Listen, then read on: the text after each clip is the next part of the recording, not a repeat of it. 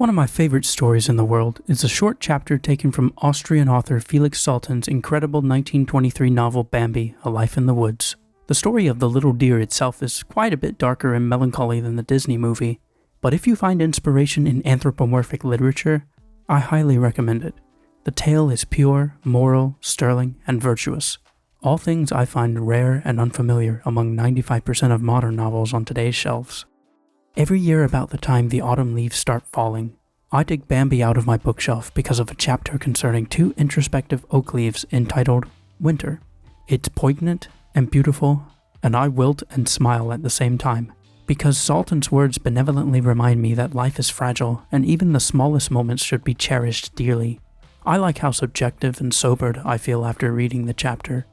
I can't wait to read it to my son or daughter someday when he/she inquires about the subject of death. And even more excited to further explain that death isn't the end for followers of Christ, but that's another story. A brilliant radio dramatization of the chapter recorded in the late 50s by Ted Strasser. The leaves were falling from the great oak at the meadow's edge. They were falling from all the trees. One branch of the oak reached high above the others and stretched far out over the meadow. Two leaves clung to its very tip. "It isn't the way it used to be," said one leaf to the other. "No," the other leaf answered. "So many of us have fallen off tonight, we're almost the only ones left on our branch." "You never know who's going to be next," said the first leaf. "Even when it was warm and the sun shone, a storm or a cloudburst would come sometimes, and many leaves were torn off, though they were still young. You never know who's going to be next." "The sun seldom shines now," sighed the second leaf, "and when it does, it gives us no warmth. We must have warmth again." "Can it be true," said the first leaf, "can it really be true that others come to take our places when we're gone, and after them still others, and more and more?" "It is really true," whispered the second leaf. "We can't even begin to imagine it. It's beyond our powers." "It makes me very sad," added the first leaf. They were silent a while. Then the first leaf said quietly to herself, "Why must we fall?" The second leaf asked, "What happens to us when we've fallen?" "We sink down." "What is under us?"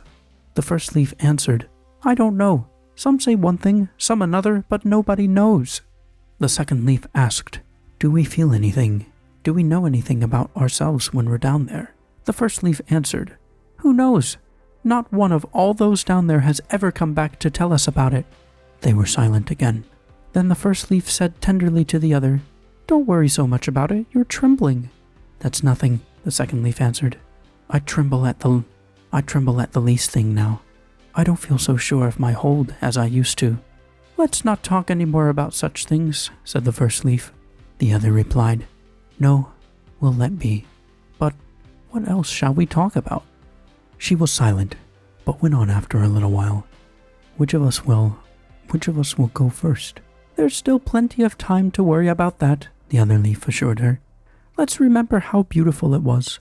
How wonderful when the sun came out and shone so warmly that we thought we'd burst with life. Do you remember? And the morning dew and the mild and splendid nights." "Now the nights are dreadful," the second leaf complained, "and there is no end to them." "We shouldn't complain," said the first leaf gently. "We've outlived many, many others."